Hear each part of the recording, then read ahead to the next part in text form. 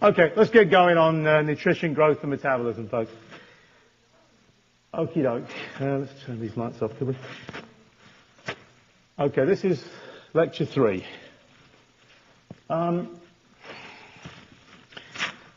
Okay, again, here's the key words. This is what we're going to cover today. There are, in the situation with regards to metabolism, which a lot of this lecture is about, as I've mentioned already,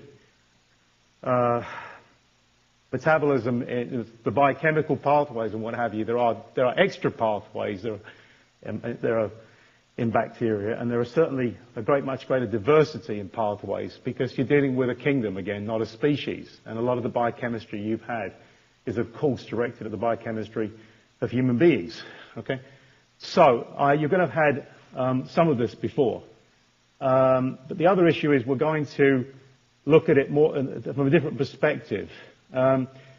Unfortunately, we do have to discuss the Krebs cycle, and and many of you, I imagine some of you may have had this 3 or 4 times before.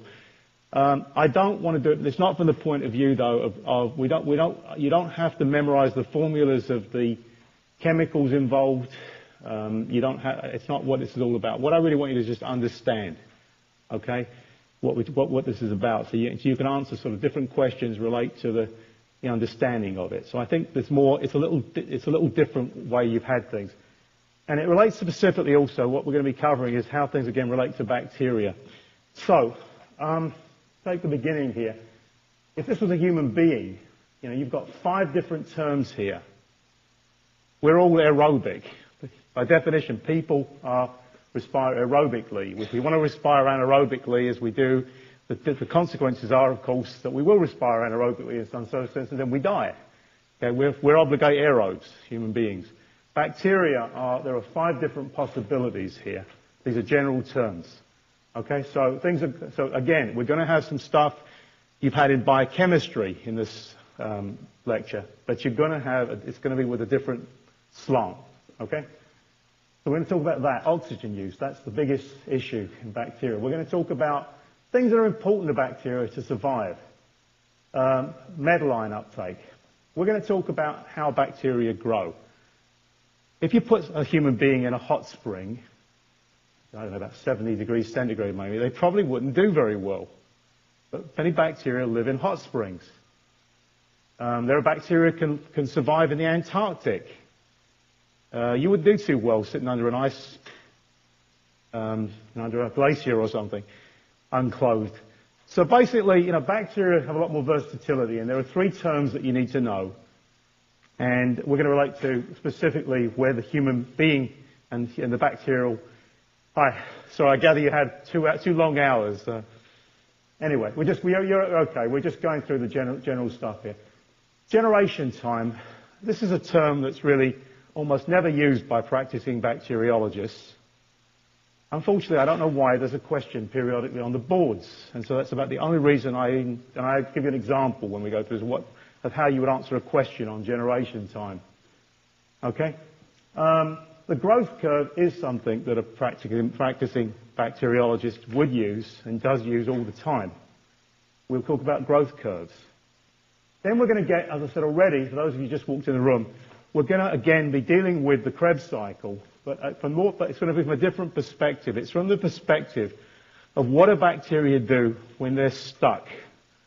When they're in a situation where they can only grow, they need particular foodstuffs, and they're in a bind basically, because we have a bind. It's simple. We go and eat something, but bacteria may be in a situation where they have no option as to what's available to them, maybe in a particular environment, and so different pathways get turned on and what have you. Okay, so this lecture is all about energy metabolism, which is what we primarily get from foodstuffs, metabolism, oxygen requirements, metal ion requirements. Basically, what do we need to do to grow bacteria, and how do we understand how bacteria grow and how they're doing under different circumstances. So to begin, bacterial requirements for growth. Again, oxygen or its absence, because some bacteria do perfectly well in the absence of oxygen. In fact, some bacteria hate oxygen so much Yeah, I'm sorry, I realise you didn't get a break till 10 o'clock, but I didn't see anybody out in the hallway, so anyway. Okay, so oxygen or its absence. Some bacteria basically just are actually killed by oxygen. And we're going to give these 5 terms that I talked about in a little bit and define them. Energy. Any form of life on this planet needs the energy stored in ATP particularly, and it usually comes from the bonds of NADH or NADPH. And so bacteria, being no different to any other life form on the planet, will generate ATP. And so we're going to talk about, but again, there's these unique situations that I talked about where bacteria are stuck, where they're in an environment where they can't really get what they like to have and what they need. And so they've got pathways that are turned on which you don't see in, for example, human cells. So you will have some, and again, for those of you who just walked in, I'm not giving a lecture here. This is microbiology. It's not biochemistry. Pick up any microbiology textbook in the country, and for some unknown reason, most of the chapter is on glycolysis. On the Krebs cycle and glycolysis, which is what we're going to be covering. There are other metabolic pathways. You all know this. There are pathways involved in nucleotide biosynthesis, amino acids, fatty acid metabolism, you name it. It's barely there in any microbiology textbook in the country. Now, part of it is because there's some logic to this, because of the issue of understanding what's unique about bacteria as regards their oxygen requirements and how they use them and why they need them and what have you. Okay, so that's the issue. Is we're going to be dealing with things relating to glycolysis and the Krebs cycle, not because of the fact that other pathways are unimportant, but they're just generally covered more in biochemistry. Okay? So, energy requirements we're going to talk about. Nutrients we're going to be talking about. Now, there are 3 terms I told you I'm going to give you as regards to the temperature that bacteria optimally grow, and pH. So these are issues that relate to how bacteria will grow and metabolize. All right, let's start with these 5 terms. Obligate aerobes. Okay, you're an obligate aerobe. I know most of you, your minds are bigger than a bacterial cell, but you're still an obligate aerobe, whether you like it or not. Okay, grow in the presence of oxygen. There's no fermentation or oxidative phosphorylation. Now, yes, human beings will, for example, produce lactic acid, which is anaerobic. You're probably actually a facultative anaerobe, but let's not get off the subject here. Okay, an obligate aerobe will basically no fermentation. Okay, that's the point, and I'll explain what I mean by that as we go along. But there is oxidative phosphorylation. There has to be oxidative phosphorylation. We have to generate ATP in this situation. An obligate anaerobe is the opposite. An obligate aerobe has to grow in the presence of oxygen. You stick it in the absence of oxygen, it's real simple. It dies. You take an obligate anaerobe and you put it in the presence of oxygen, and it dies. They are the 2 extremes. If you actually grow bacteria in a flask, you will see that an obligate aerobe will sit in the top. You'll see the cloudiness of the bacterial growth at the top of the tube where the air is. If you take an obligate anaerobe, you won't see anything if you put it in the presence of oxygen. So these are real things, and they're used in the clinical microbiology laboratory in a practical sense to how we use, in terms of bacterial identification for the diagnosis and treatment of infectious diseases. And that's why we're going through this.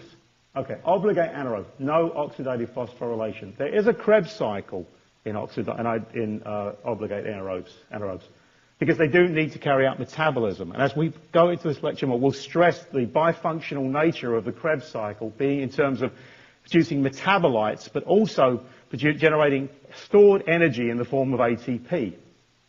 But again, an obligate anaerobe is killed by oxygen. That's what makes it obligate. It has to be. Another term that's sometimes used is strict. They're sometimes referred to as strict anaerobes. And I don't know, those are probably the only 2 words that will be used, but if you see any other version thereof here or anywhere else, you should be asking yourself, what does it mean in terms of, are we talking about an obligate aerobe? Are we talking about an obligate anaerobe? What are we talking about here? What does it mean? They lack certain enzymes. This is one of the reasons they're obligate anaerobes in terms of being killed by oxygen. There are which is part of metabolism, which is beyond the scope of what we're going to get into here. You do often generate nasty things like hydrogen peroxide. We generate free radicals, such as superoxide radicals. Nasty things get produced, and these generally speaking, aerobic organisms have a way of getting rid of these noxious substances, such as superoxide and hydrogen peroxide. These enzymes are generally lacking in obligate anaerobes. That's why they don't live well in the presence of oxygen, because they're often generated from oxygen. You see, oxygen is generating hydrogen peroxide. And basically, a lot of this stuff actually comes as byproducts of oxidative phosphorylation, which by definition strict anaerobes don't do.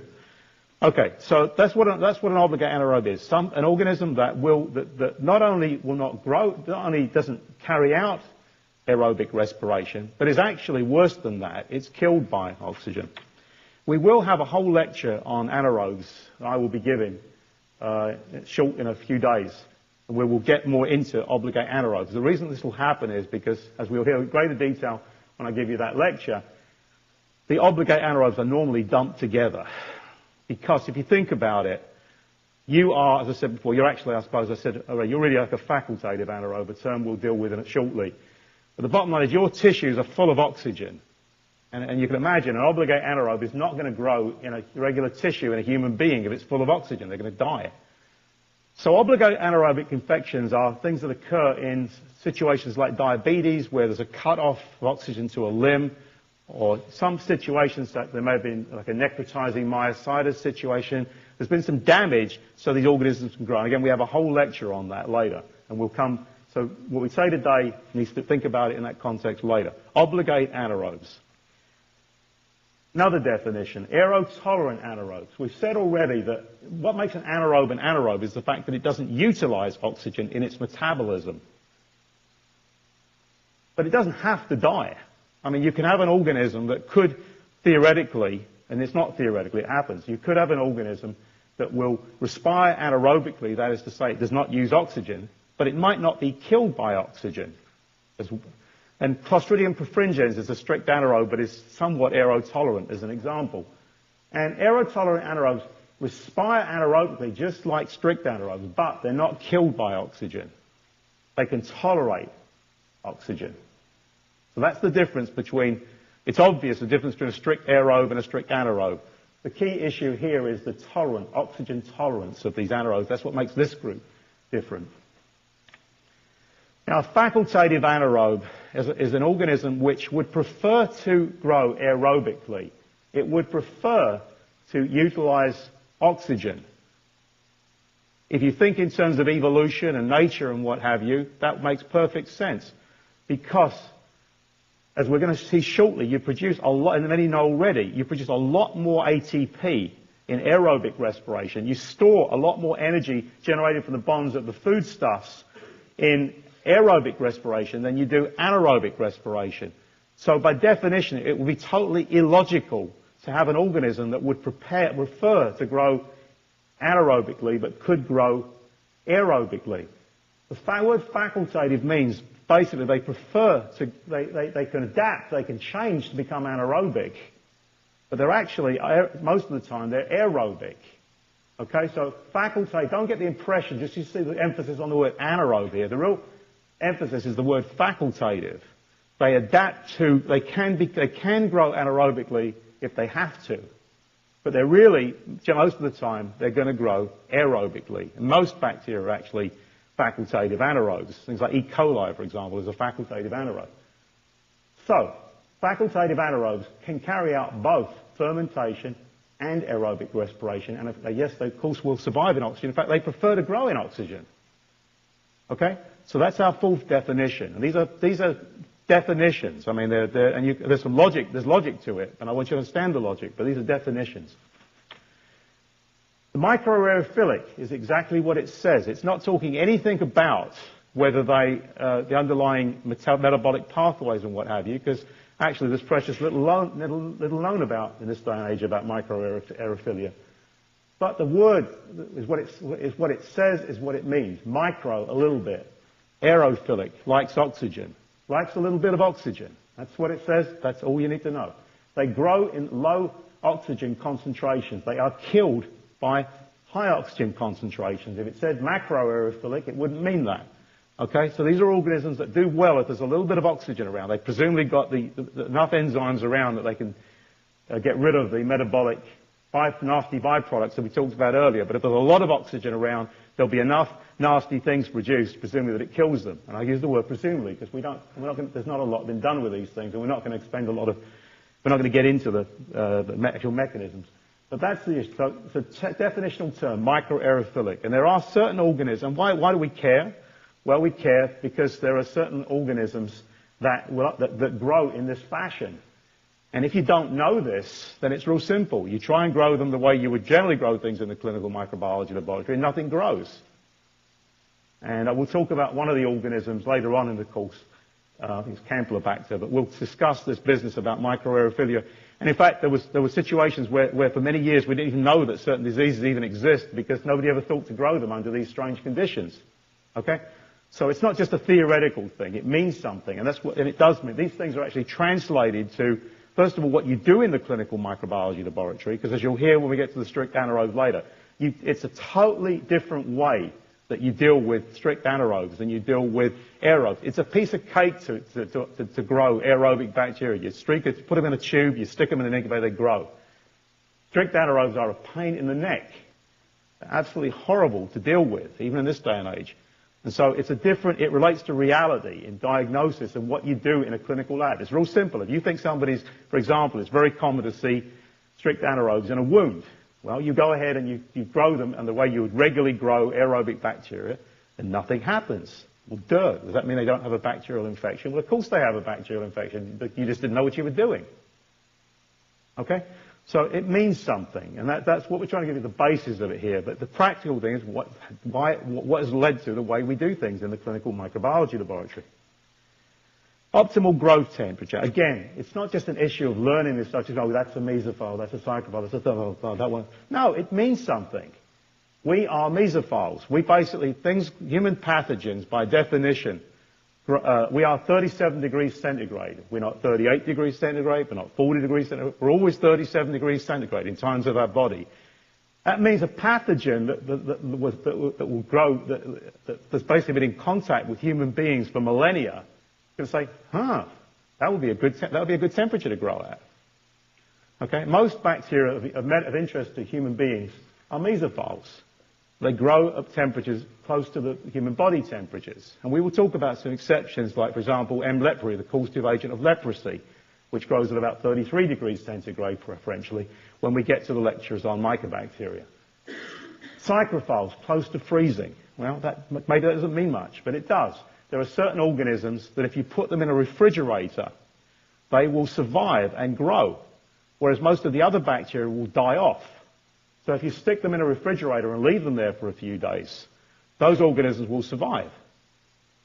And so what that means is you've enriched for that organism, and you can use it as a way of finding an organism you normally wouldn't be able to find because there's all this other bacteria that are in the sample by just sticking them in a refrigerator for a few days. And that is used in a clinical microbiology lab. Thermophilia, that we probably would never be used in anything to do with clinical microbiology. These are organisms that can survive in hot springs and close to boiling, and this more relates to that horrible term I said I'd never say again, the archaea, which has got nothing to do with human disease, but I said it anyway. What can I say? I lie. Okay, so thermophilia is the other extreme. So these are the three that we're mostly interested in. Thermophiles, that occasionally is of use, and thermophilia doesn't really relate very little to human disease. pH. Most bacteria, surprise, surprise, of interest to human beings anyway, grow at a neutral pH. Why? We're neutral pH. Where pH in the human body is about 7.2. Most bacteria of relevance to us, that's where they grow. However, some can survive quite well under acid conditions and some under alkaline conditions, because what happens is there are often metabolic products, which we will talk about such as short-chain fatty acids in particular, such as lactic acid as an example, succinic acid, acetic acid, propionic acid, what have you. Short-chain acids will be produced and change the pH. And an organism that produces a lot of acidic metabolic products, if it can grow in acid conditions, it's doing itself a favor. And for example, some streptococci, for example, will grow under acid conditions. Okay, so basically that's what we need to know about the range, the possibilities of pH, how they can grow and survive. Nutrient requirements. No big shocks. Carbon, nitrogen, phosphorus, sulfur, and metal ions.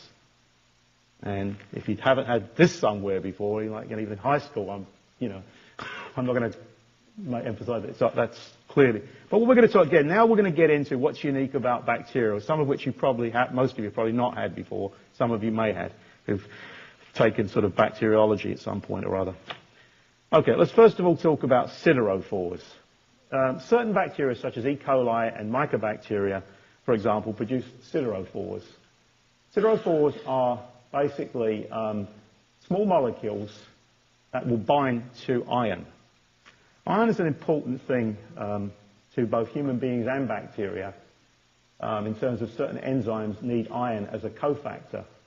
And there are actually enzymes, actually proteins that you find in mammalian tissues and body fluids, such as ferritin, and there are other sort of enzymes that are there that are involved in iron binding and scavenging. So the point is, an organism that produces a siderophore is at an advantage in the environment, but it's also at the advantage when it infects a human being, because it means that it can compete with the human being to scavenge for iron. It's got an edge, and indeed it can be a pathogenesis factor, which we'll talk about later also. So what happens is there's a receptor. The siderophore is secreted. It binds the metal ion. It then binds to this receptor and is internalized as a complex. So the siderophore is the iron-binding small molecules, such as enterokelin. They usually have a couple of hydroxyl groups, which sort of kind of like attach to metal ions. Okay, those are siderophores. Okay, now we're going to now talk about how we know that we've actually grown bacteria in the first place. Basically, there's only two ways to grow bacteria. You either grow them on a plate or you grow them in liquid. If you grow them in liquid, those of you have ever seen, I think I'm going to redo this slide for next year. We'll make it a little clearer. Those of you who have ever seen a tube of bacteriological media, before you add bacteria to it, will know that it's a brown, transparent liquid, lightly colored tan or brown transparent liquid usually. But it's not cloudy. It doesn't look like milk. If you get a very, very turbid suspension of a bacterial suspension that's been grown up, it will look like milk. That's turbidity. Okay, so one way you can tell that bacteria are growing is when you put them in liquid, it changes it, and of course it's a gradual thing. You don't stick them in a tube and bang, they're gone, they're growing. It takes maybe 24 hours or so to grow them up usually, and in case of some organisms it can take weeks.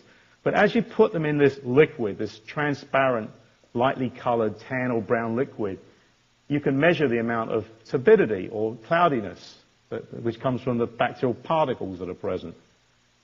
And that's one way of measuring the bacteria are growing. Now, in this instance, you don't know if they're alive or dead,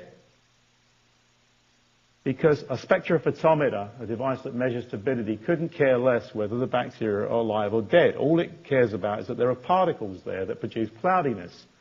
So if you took a suspension of bacteria and you threw in some penicillin and killed every organism in the tube, the turbidity would not go away. You just have dead bacteria. Okay? So the one way of measuring bacteria is to measure cloudiness, which measures the total amount of bacteria that are there, live and dead. On the other hand, when you grow bacteria on plates, you can measure the viable bacteria there. If you streak a plate, what you'll see is a line where the metals touch the plate. You won't see it. Basically, the plate looks basically like it did before you started, except there's a line on the plate where you've touched it with the bacteria that you're trying to get to grow on it. And after 24 hours, individual colonies will grow up, and the individual colonies consist of millions or billions of bacterial cells, making a colony which is visible to the human eye. Now, if there's a lot of bacteria that you actually streaked on the surface of the plate, you'll get a lot of colonies. If there's a few bacteria there, you'll get a few colonies. The issue is that this is measuring the fact that you started with live bacteria, because by definition, if they were dead, you wouldn't get any colonies. You could stick 1 billion dead bacteria onto a culture plate, and of course nothing will grow. So this is a way of measuring viable bacteria. Okay? And we do use these. This is standard microbiology to measure both viable bacteria in some circumstances and in other circumstances to measure turbidity. And I'm going to take you through a couple of examples, different examples, because I found it's confusing over the years when I cover this separately. So I've made 2 separate slides here to explain what I'm talking about. All right, I'm going to show you the growth curve, first of all. 2 different growth curves. And you will not understand this unless you follow what I said before this slide.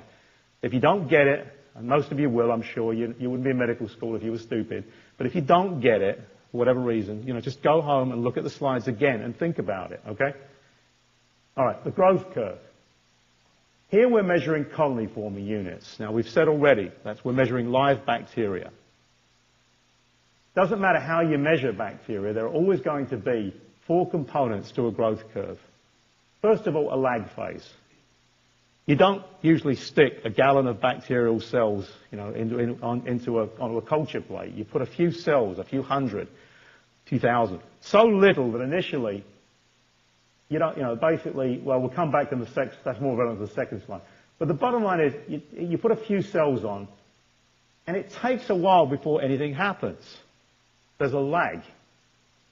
Okay, so initially you don't see anything, because the bacteria have got to multiply sufficiently to produce visible colonies that you can see with the naked eye. Okay?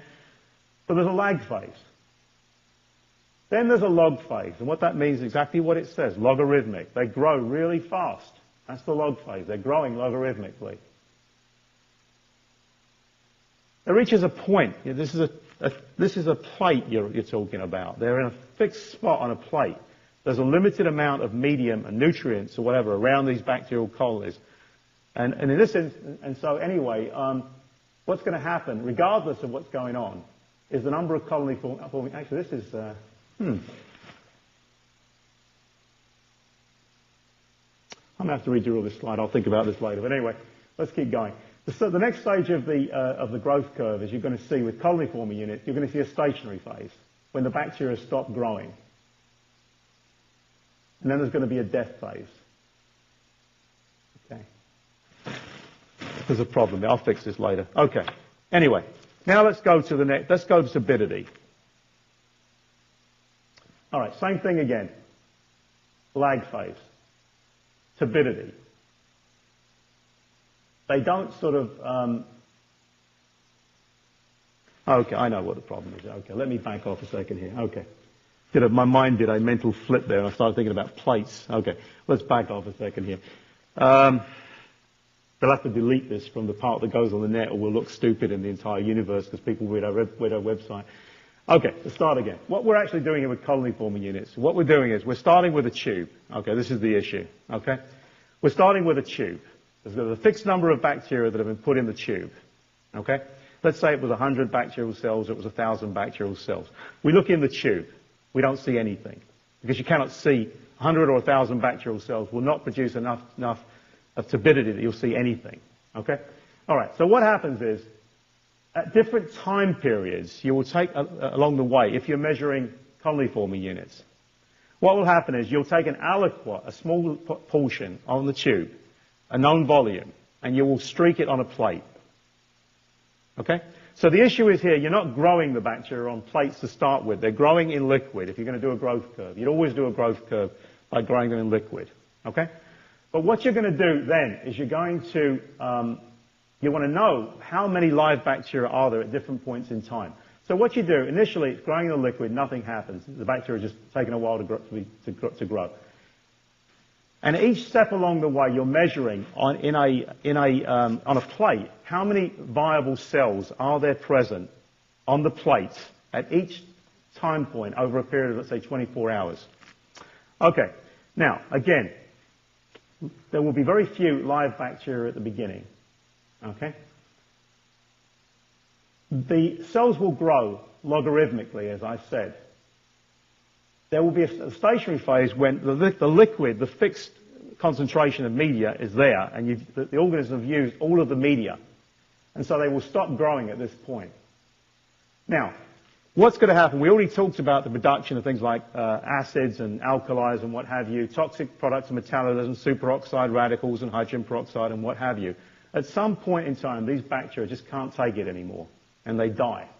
So the total number of the bacteria in the tube hasn't gone down, but if you take that portion of the tube and you streak them out, you'll find that you've got decreasing numbers of bacteria as time goes on. Now, the reason I made this slide up was because I'm going to show you the contrast between these two situations, because it is different what you see with colony-forming units versus what you see with turbidity. And if you've most textbooks, like all textbooks I've ever seen, will show you just one of these slides. And I think it's very confusing. So we're separating this out to make it a little clearer. All right, so here we're dealing with colony-forming units. All right? Now, in contrast, when we go over to doing things per turbidity, it's a totally different, it looks very much the same, but what we're measuring is not. And the big not part is this part. Autolysis versus death. Let me go through the whole thing and let's make sure this is clear. All right, again, if you measure, now we've got a tube of liquid, exactly the same thing as we had in the first place, but here we're not taking aliquots and streaking them on plates and measuring the number of colonies that we're getting. What we're doing is seeing how cloudy is it in a spectrophotometer. We will see, again, the lag phase, the log phase, the stationary phase. Nothing is different. It doesn't make any difference if you measure turbidity. Excuse me. It doesn't matter if you measure turbidity, colony-forming units, or you measure turbidity. You're going to see the same thing. This is where the difference comes in. Some bacteria are autolytic. They self-digest. For example, the pneumococcus is an autolytic organism. The pneumococcus, in fact, it's so autolytic that if you grow up a liter of pneumococcus in the laboratory, you'll come back next morning and there's nothing there. I mean, it kills itself and it digests itself. Now, an organism could die, and lyse, but it could die and not lyse. Okay? Most bacteria are not autolytic. So if you have one curve and you put on it colony-forming units and turbidity and don't understand the difference, you can't work out what's going on. It doesn't mean anything. Okay, so in this instance, all the autolysis means exactly what it says: self-digestion. They chew themselves up and they dissolve. Now, in the case of an autolytic organism, yes, you would see a decrease in turbidity because an organism is instead of having little particles there, it's dissolved. And yes, it would look the same at the death stage because by definition, an organism is autolytic. They are also going to be dead. Definitionally, they're dead. But the corollary, the opposite, is not true. You could have an organism that dies, most do, that will die, and will not be autolytic. Okay, so that's what I want you to think about. Look, that's really the issue, is that autolysis is something we're going to be discussing at least twice more in this course as relates to antibiotics, and we're going to be talking about it in pathogenesis, and we're going to talk about it in the pneumococcus lecture, actually probably 3 times. Okay, so know the word autolysis. You'll hear it again. And basically, I know it's not complicated, I'm sorry I got confused myself just now, but anyway, it isn't complicated. Just sit down and think about the difference between, again, the major issue is this. If you get this part, this is basically, any way you do it, you're going to see this is going to be the same. But it doesn't necessarily mean that death and autolysis are going to correlate. And you could get different results on different curves. And if you ever see a curve like this, you need to basically ask, think about it. There may be a question that relates, for example, to autolysis. Okay? And then I don't want to hear anybody say, I don't know what autolysis is. I don't understand what you've been told. Okay? All right, so take a look at it. Okay. All right, generation time, which I said already I consider totally unimportant, but it's a term that you need to know. And it does show up on the boards periodically. The time for bacterial mass to double. I'll just give you a simple example here. And so, if 100 bacteria are present at time 0, and I said to you already, you'll generally start with a few bacteria when you're growing something. If the generation time, how long it takes the number of bacteria to double in number is, for example, 2 hours, after 8 hours, there will be 100 times 2 to the power 4. Take a look at that slide on your own. Make sure you understand it. If it has a different generation time there, if it has a different time period, it starts with a different number at the beginning, you should be able to work out how many bacteria there would be. And that's why I put that example there, so you can go through it on your own. Okay, now then. I should be looking at the clock up there, apparently, because my watch is off. Anyway, so I'm going to probably run over about 5 minutes again, maybe. Okay. Sugar catabolism. Now, I've said to those, most of you were in the room at the beginning. Those of you that, well, actually, a few of you got tired, as I am, and got exhausted and left the room for a few minutes to take a break. So, anyway, you weren't here for this part, and I don't blame you. So I'm going to say again that sugar catabolism. We are going to mention the Krebs cycle. I will try and make it clear what part you need to know and what you don't. Okay. It doesn't make much of a difference. When you take your boards, you're going to be learning stuff from biochemistry anyway, so you're going to know every metabolic pathway under the sun ad nauseum anyway. But for the purposes of what I'm doing in this course, let me explain. I will try and go through what I want from you. Okay? All right, again, bacteria can grow aerobically or anaerobically. We mentioned these other possibilities of microaerophilia and aerotolerant anaerobes. Those two definitions are out the window now for what we're talking about now, because these are functional things. I'm really referring now, focusing on strictly aerobic organisms, strictly anaerobic organisms, or as we say, just anaerobic organisms, and facultative anaerobes. And we're going to talk about the different situations and what happens. Okay? All right. Glycolysis. The Embden-Meyerhoff-Parnas pathway, which, as is most bacteria, and certainly also humans and plants, and you've had it before. There are other pathways that, for example, this one is not found in people. But these, and I shan't spend any more time than this on them, except to say there are these two other pathways, the pentose phosphate pathway, which generates, and that's the big deal, NADPH. We need for different metabolic pathways, we need NADH or NADPH. Most of the time you need NADH, but you do need NADPH now and again. So the pentose phosphate pathway is specifically to generate NADPH. And I won't go on say any more about that pathway. And I won't say anything about this pathway either, except to have named it, so you've come across it. And you may not have come across that pathway before, again, because it's only found in a few bacterial species. For the sake of completeness, it's mentioned. But what I'm going to focus on now is glycolysis, the Krebs cycle, and oxidative phosphorylation, and why it means anything to a microbiologist or to a medical student taking a microbiology course. Okay, glycolysis. Okay, again, I'm not focusing on the pathway and all the intermediates between glucose and pyruvate. Many of you have got good memories, you probably still remember it. I haven't had a biochemistry course, so I did a biochemistry degree back in 70 through 73, and I certainly don't remember all the components and don't wish to. Okay, what I do wish you understand is what's going on. All right, glucose, a 6-carbon sugar glucose, is broken down into pyruvate, a 3-carbon intermediate. That's what glycolysis is. Two things happen during glycolysis. NAD to NADH. We reduce this compound NAD to its reduced form, has a hydrogen attached. At the same time, ADP is converted to ATP. The energy stored in the bonds of the molecules, like glucose in particular, is now transferred into that terminal phosphate, and ADP is converted to ATP. Now, if that was all that happened, it's very simple. You'd have dead bacteria.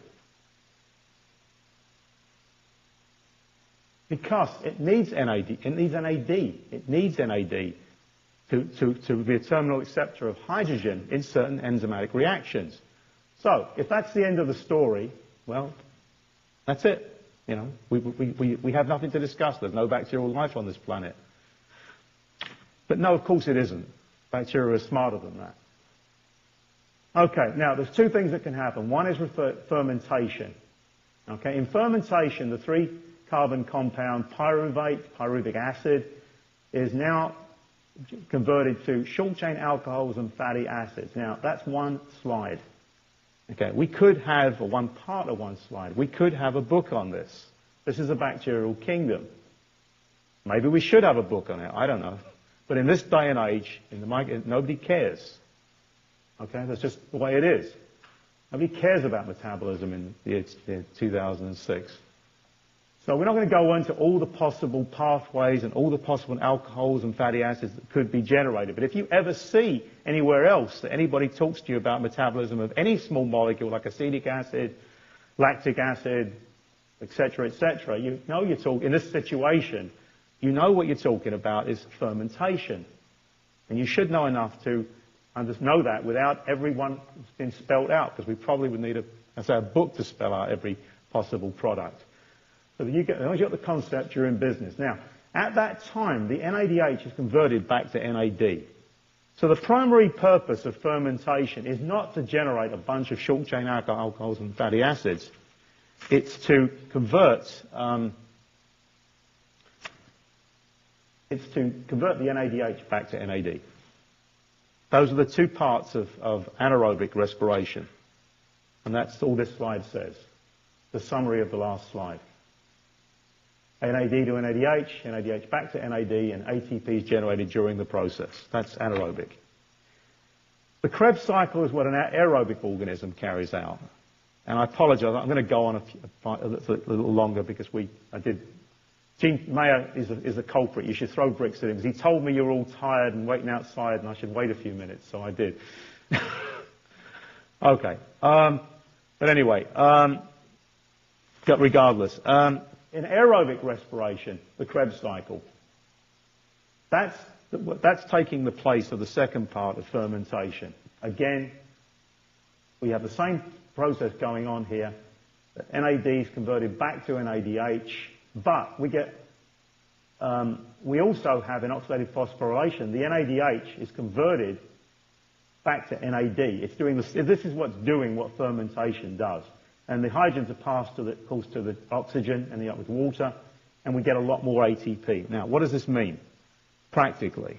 What it means is you get the actual numbers I'm not putting up here, but there's a hell of a lot more ATP produced from oxidative phosphorylation than there is from fermentation. What that means is strict aerobic organisms with a strict or facultative, aerobes get a lot more energy out of their food than do anaerobic organisms. What that means is that they're going to grow a lot faster and they're going to do a lot better. And that's going to tell you straight away one of the reasons, as we get into our whole strict anaerobic lecture later, why strict anaerobes are so hard to grow. One of the issues is they got killed already by high oxygen concentrations. But the other issue is the fact that they use a lot less energy. They grow a lot more slowly. And this is the reason. Strict anaerobes don't do this. They will have a Krebs cycle, but they don't have oxidative phosphorylation. So again, just like we said with fermentation, there's two parts. Glycolysis to produce the ATP. We convert the NAD to NADH. And the second part, the Krebs cycle, converts things back again. Now you notice at no point in here did I show any intermediates, any chemical formulas, or anything else. As I say, I'm an easygoing guy. If you want to memorize it, go for it, okay? But I'm not asking you to do that, okay? Now, I will show some of this stuff in a second. You don't need to memorize these formulas. I stress this. I think it's ridiculous, but if you want to do it, do it. Okay, oxidative phosphorylation. Convert oxygen to water, and phosphorylation by definition, converts ADP to ATP, sometimes referred to as the electron transport chain, and it involves ubiquinones and cytochromes as intermediates that will grab free radicals along and transfer electrons along the way. Okay, this gets a little complicated. I've got a couple of pieces of information here, but I think don't worry about all these names and what have you. You don't need to memorize all these names. What you need to get out of this is what we're going to talk about now is basically 3 or 4 things which I'll explain. First of all, if you're growing bacteria in a fixed situation, such as a test tube, as opposed to being in an environment, if they're in a test tube, there's only a certain amount of stuff there. Or if they were, for example, in the environment, there was a particular situation, let's say there was a glob of fat laying around they were growing on, and there was nothing else. Or there was a hunk of bread laying around, and they were growing on that and nothing else. There were situations where bacteria are limited by the fact they can only metabolize fatty acids or sugars because of where they are and what's going on. Now, they're smart enough, they've developed over the years, that they can handle this. And what happens is that if you just use the Krebs cycle to produce intermediates, what's going to happen is that if I pull off oxaloacetic acid or fumarate or malate for something else such as to make nucleotides or amino acids, you don't have the components of the Krebs cycle. So the Krebs cycle is bifunctional. It's got two purposes. It's to break down pyruvate. There's two carbon dioxides come off here. It's to break down this molecule and totally degrade it. Well, actually, there's three. Sorry, there's one carbon dioxide there, and one there. It's a three-carbon compound. This pyruvate is totally degraded. And so, well, that's what bacteria do. The function of the Krebs cycle is to totally degrade pyruvate. No, of course not. Of course not. The function is to produce NADH, which can then be shoved into oxidative phosphorylation to generate ATP. All right. So if we do. So during this process, this pyruvate derived from a sugar, is basically going to be totally destroyed. If we want to produce other metabolites, this is not good enough. So we're going to talk about two situations here, and this will be the end of the lecture. There'll be about 2 or 3 slides now. Sorry, I know this is 3 hours. This is right at the end. This is probably the hardest part, the most confusing part of the lecture. So wake up, smack yourself on the cheeks, do whatever you've got to do to wake up. Okay, so basically we're talking about two situations, whether the bacteria grow on sugars as their primary source, or if they're growing on fatty acids, and there's not much else there. Now, in this instance, what happens is the pyruvate going through the Krebs cycle, as I said already, would be broken down into carbon dioxide and would feed into the Krebs cycle and would be totally destroyed when the other two carbon dioxides are there. If you pull off, for example, oxaloacetic acid to make aspartic acid, as this cross says, it's gone. Okay, it's gone bye-bye, it's dead, finished. So what you want to do if you want to carry out metabolism when sugars are the sole carbon source generating pyruvate, you want to find a way to replenish the Krebs cycle. And in this case, the 3-carbon compound pyruvate is converted into 4-carbon compound oxaloacetic acid. This is an extra enzymatic reaction which is turned on when bacteria need it when they're grown on sugars as the sole carbon source. So there may be questions that relate to understanding the process. You're not required to memorize the Krebs cycle. I probably won't ask things like, how do you convert oxaloacetate to citrate? What I will ask you, may well ask you, relates to understanding this process. Okay? Again, this is put here not to make things confusing and give you lots to memorize. It's again now to explain what happens in a situation with fatty acids. Totally different situation.